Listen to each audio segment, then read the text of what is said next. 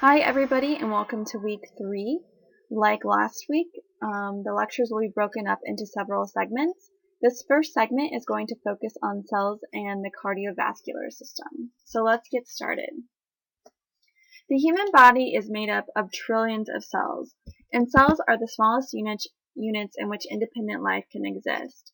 Cells are really self-contained living entities that are dependent upon one another, and they require, or their basic needs are energy, oxygen, essential nutrients, and water. So essential nutrients may differ between cells, with essential meaning that that cell cannot make a specified nutrient. The lifespan of cells varies. So skin cells divide and reproduce very quickly. So they're one that is an example of a very short lifespan, whereas nerve cells very rarely divide or reproduce. Red blood cells reproduce every 120 days, or about 3 to 4 months, whereas the digestive tract also has a very quick turnover of about 3 days for those cells. So the lifespan of cells really varies. They're not a one-size-fits-all. Again, cells all work in cooperation to support the whole body. So again, our whole body is made up of these trillions of cells. So we have blood cells, we have muscle cells, we have skin cells, nerve cells, and glandular cells. And we'll talk about the systems that are composed of these cells throughout the lectures this week. Another thing to know about cells is that genes control the functions of each cell. So different genes are active in different cells. So again, it's not one size fits all. Let's talk about levels of organization in the body. So we already have defined what a cell is. Again, the smallest unit in which independent life can exist. If we have a collection of cells, that is called a tissue. And tissues are cells organized for specialized tasks. So an example of a tissue would be something like a muscle or nerves, blood, bone. Our tissues are then organized to form organs. So an organ would be anything like the heart, the liver, the brain, and then a set of organs working together form a body system. So, you could have your circulatory system or your cardiovascular system, which is what we'll talk about next, or the nervous system. So let's look at this in an actual picture form. So we can see we have our cells over here. So we have nerve cells. Then our cells are forming together to form a tissue. So this looks like probably muscle and our muscle tissue here, our nerve tissue. And then all of our tissues are coming together to form the kidney. And then the kidney is together with the bladder to form part of the excretory or urinary system. So we can see our different levels of organization. All right, so let's move in and talk more about some of the specific body systems in the body. So before we get started, let's talk about body fluids. So the main body fluids in the human body are blood and lymph. And these are very important because they supply tissues in the body continuously with energy, oxygen, nutrients, and water. So remember that water is a nutrient. So all nutrients and water.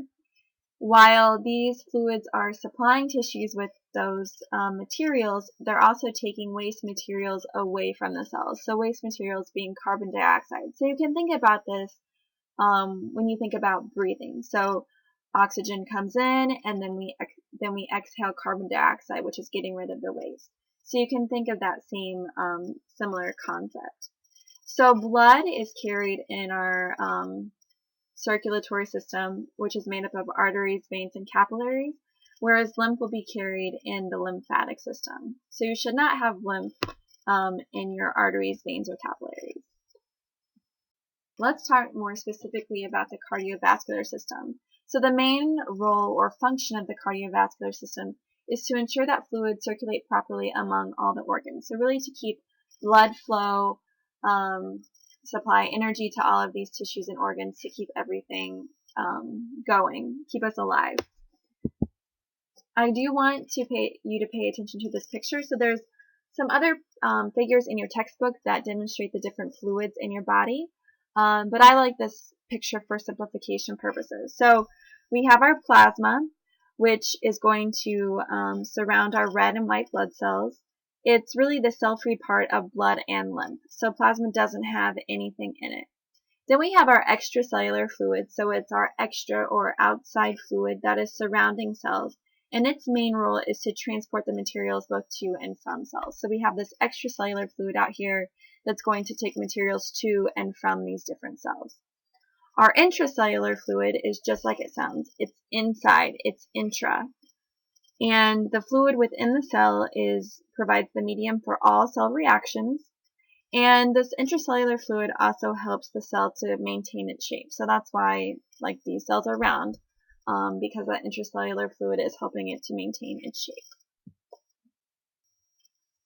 So there's a really great figure in your book demonstrating the flow of blood through the cardiovascular system. So figure 3.3, you can refer to that for more information. But I really just want to talk through the blood flow through the system.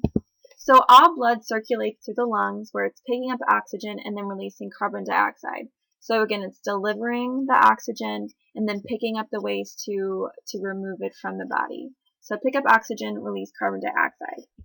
Next, the blood is going to return to the heart, and then it is pumped to the rest of the body. So when it comes back to the heart, it picks up oxygen, and then it carries this oxygen, which helps to deliver the nutrients to the cells, to other tissues, and then again pick up waste like carbon dioxide. The blood will then pass through the digestive system, where it will pick up nutrients in the intestine. One thing to note is that fats are not picked up by the blood in the intestine. Fats will be picked up by the lymphatic system instead. And then all of the blood from the digestive system will be routed to the liver. And from there, the liver goes through somewhat of a cleansing process. The kidney excretes the waste. So we'll talk more about the digestive system part and what the liver plays with that in future lectures this week. But really focusing on the blood flow here, and that from the intestine, the blood is routed directly to the liver. So how does the cardiovascular system relate to nutrition, or what is the importance of nutrition in the cardiovascular system? Well, adequate fluid intake is really required for efficient circulation. So again, we have those body fluids, and to have our body fluids flow smoothly, we need adequate fluid intake. So it's really important to consume adequate fluids, so water, non-caloric beverages, sugar-free beverages, or those that are very low in calories. Water is usually the best choice.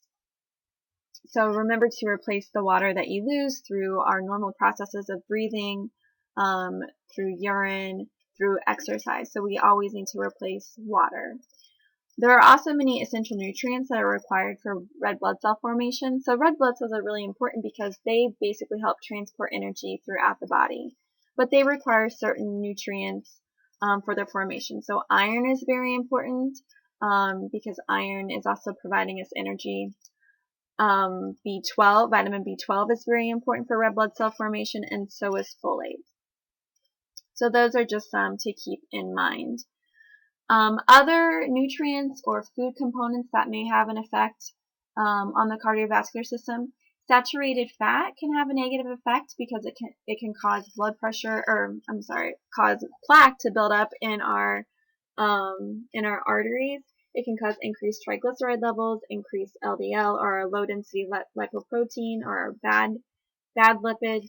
And it can also increase cholesterol. And we'll talk more about this when we talk about our fat lesson in a couple of weeks.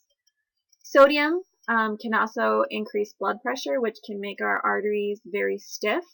So this is not good for the cardiovascular system because then this affects the blood flow throughout the body. Fiber is one food component that has a beneficial effect. It's very good to help maintain a healthy cardiovascular system. And then there's some research showing that antioxidants may also be helpful in maintaining a healthy cardiovascular system. So if you're assigned to the cardiovascular system this week as your system, these are some things to explore. And I hope you enjoy learning some more about how to maintain the health of your cardiovascular system.